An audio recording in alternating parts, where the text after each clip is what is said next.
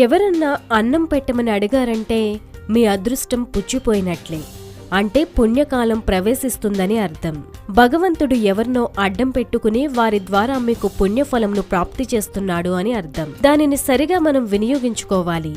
ఇతర వర్ణముల వారి కంటే బ్రాహ్మణుడు కంటే వేద బ్రాహ్మణుడు, శ్రీవిద్యోపాసనుడు, సన్యాసి, ఇలా ఒకదానికంటే మరొకటి కోట్ల రెట్లు ఫలమధికము.